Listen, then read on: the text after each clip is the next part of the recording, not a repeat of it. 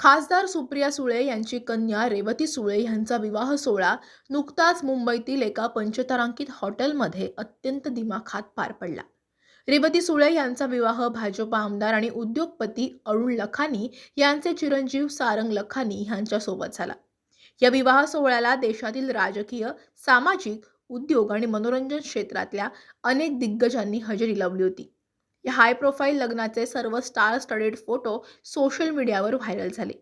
मात्र या संपूर्ण सोहळ्यात एका व्यक्तीच्या एंट्रीनं सगळ्यांचंच लक्ष वेधून घेतलं आणि सोशल मीडियापासून ते राजकीय वर्तुळापर्यंत सर्वत्र एकच चर्चा सुरू झाली आणि ती व्यक्ती म्हणजे या कायनात धर कोण आहेत।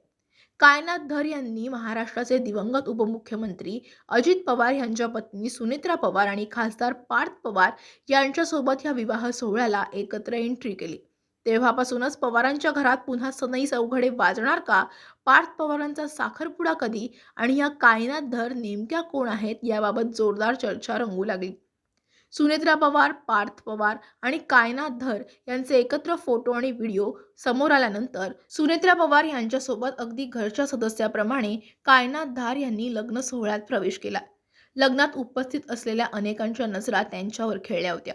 एका कौटुंबिक आणि अत्यंत खासगी मानल्या जाणाऱ्या या विवाह सोहळ्यात त्यांची अशी थेट आणि जवळची उपस्थिती पाहून त्या पवार कुटुंबाच्या लवकरच सुनबाई होणार का अशा चर्चांना उधाण आलं होतं आणि आता ते खरंही ठरताना दिसतंय। आता पवार कुटुंबियांच्या घरात पुन्हा एकदा सनई चौघडे वाजवणार असून लवकरच पार्थ पवार यांचा साखरपुडा होणार आहे। 29 जुलै 2026 रोजी अजित आणि सुनेत्रा पवार यांचे थोरले चिरंजीव पार्थ पवार यांचा साखरपुडा कायनात धर यांच्यासोबत पार पडणार आहे। कायनात धर या मूळच्या काश्मीरच्या असून सध्या त्या दिल्लीत वास्तव्यास आहेत। गेल्या काही काळापासून पवार कुटुंबाशी, विशेषतः अजित पवार यांच्या कुटुंबाशी त्यांचे अत्यंत कौटुंबिक आणि जिव्हाळ्याचे संबंध असल्याचं समोर आले। यापूर्वीही कायनात धर आणि पार्थ पवार हे अनेकदा एकत्र दिसलेत। काही महिन्यांपूर्वी पार्थ पवार आणि कायनात धर यांनी मध्य प्रदेशातील प्रसिद्ध महाकाल मंदिरात एकत्र जाऊन दर्शन आणि पूजाही केली होती। त्यावेळेचे त्यांचे फोटो सोशल मीडियावरती व्हायरल झाले होते। कायनात धर ह्या केवळ आनंदाच्या प्रसंगातच नव्हे तर पवार कुटुंबाच्या कठीण काळातही त्यांच्यासोबत उभ्या राहिल्यात। अजित पवार यांच्या निधनानंतर कायनात धर या बारामतीत पवार कुटुंबियांचं सांत्वन करण्यासाठी पोहोचल्या होत्या।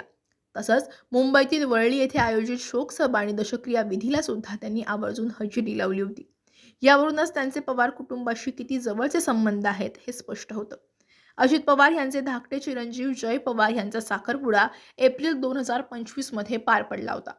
जय पवार यांच्या या साखरपुड्यानंतर जेव्हा माध्यमांनी अजित पवार यांना गाठलं आणि थोरले चिरंजीव पार्थ पवार यांच्या लग्नाबद्दल विचारलं तेव्हा अजित पवारांनी आपल्या नेहमीच्या रोखठोक आणि मिश्कील शैलीत उत्तर दिलं होतं। सगळं कुटुंब पवार कुटुंब एकत्र दिसलं, सगळं आनंदाचं वातावरण होतं। महाराष्ट्राला प्रश्न पडला की पार्थ दादांचं कधी, कारण वयाला ते मोठे आहेत ना। काय आहे आता, जयनी त्याचं ठरवलं, पार्थने ठरवलं की पार्थचं करू। अजित पवारांच्या या विधानावरून स्पष्ट झालं होतं की ते पार्थ पवारांच्या लग्नासाठी योग्य वेळेची आणि पार्थ यांच्या होकाराची वाट पाहत होते। पवार कुटुंबातील लहान पिढी आता एकामागोमाग एक लग्नबंधनात अडकतीये। युगेंद्र पवार, जय पवार, रेवती सुळे यांच्यानंतर आता पार्थ पवार यांच्या लग्नाची घटिका जवळ आली आहे। रेवती सुळे यांच्या लग्नातली कायनात धर यांची उपस्थिती ही केवळ औपचारिकता नव्हती, तर त्या लवकरच पवार कुटुंबाची सून म्हणून गृहप्रवेश करणार असल्याचे संकेतच दिले होते असंच म्हणायला हवं। Bureau report, Maharashtra times online, Mumbai.